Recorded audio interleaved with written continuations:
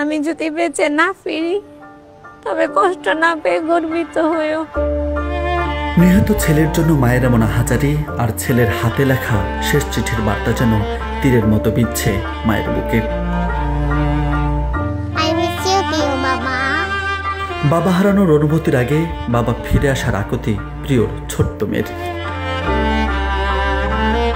জীবন উৎসর্গ করে আবু সাইদ মুগ্ধ আজ অনুপ্রেরণা জোগাচ্ছে পুরো একটা জাতিকে। তবে এ অনুপ্রেরণার শুরু 2024-এর 1 জুলাই থেকে। কোটা সংস্কার আন্দোলনে মেধার লড়াইয়ের রাজপথ নতুন প্রজন্মকে নিয়ে যায় রাষ্ট্র সংস্কারের পথে। 1 জুলাই থেকে ধারাবাহিক আন্দোলন সহিংসতায় রূপ নেয় 15 জুলাই।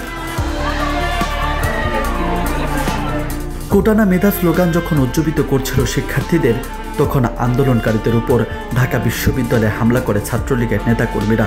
শান্তিপূর্ণ আন্দোলন রূপ নেয় সহিংসতায়, যার রেশ ছড়িয়ে পড়ে পুরো দেশে। 1 জুলাই রংপুরে নিহত হয় আবু সাইদ, যার মৃত্যুর দৃশ্য পথ দেখিয়েছে বাঙালিকে। এরপর শাহবাগ থেকে কর্মসূচি রূপ নেয় নতুন করে। কোটানা মেধা স্লোগানের বিপরীতে পুলিশের টিয়ার সেল আর গুলি সারা দেশে চলে 18 জুলাই পর্যন্ত। এরপর বন্ধ করে দেওয়া হয় দেশের ইন্টারনেট। ব্ল্যাকআউটের মধ্যেই শুরু হয় কারফিউ, আর এসবের আড়ালেই চলে শোষকের নির্মম হত্যাযজ্ঞ। তবে স্বৈরশাসকের বন্দুক থেকে যত গুলি বেরিয়েছে, ততই ছড়িয়ে পড়েছে আন্দোলনের স্ফুলিঙ্গ।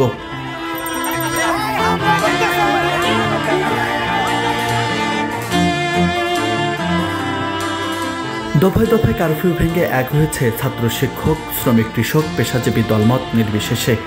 স্বৈরাচারের বিরুদ্ধে ছাত্র জনতার এক কাতার দেখাচ্ছিল মুক্তির পথ। সেই পথ ধরে 3 আগস্ট লাখো জনতার গন্তব্য হয় শহীদ মিনার। সেখান থেকে উচ্চারিত হয় এক দফা, আর এই দফায় টেনে নামিয়েছিল স্বৈরাচারী শেখ হাসিনাকে। 5 আগস্ট শতবাধার দেয়াল ভেঙে তুলে ফেলা হয় সেনা পুলিশের ব্যারিকেড। যাত্রা শুরু হয় গণভবন অভিমুখে। এর মধ্যেই খবর আসে দেশ ছেড়ে পালিয়েছে শেখ হাসিনা। শুরু হয় বিজয় উল্লাস।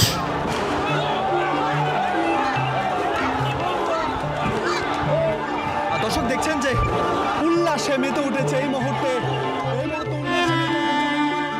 প্রায় 2000 শহীদের বিনিময়ে বছর পেরিয়ে আবারও জুলাই। তবে আত্মত্যাগ আর প্রাপ্তির সমীকরণ কতটা মেরুকরণ পেল, প্রশ্ন এখন সেটাই।